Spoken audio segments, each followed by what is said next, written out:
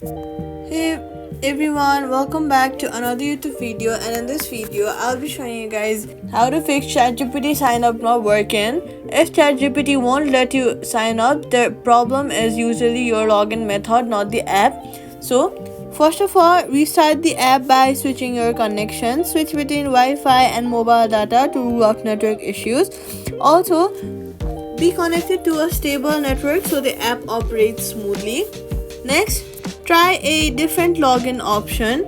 Now, if you had logged in through your Gmail account, then go ahead and try logging in through your Apple account and vice versa. This way, it will be easier. And disable VPN. Sign up often fails with VPN on.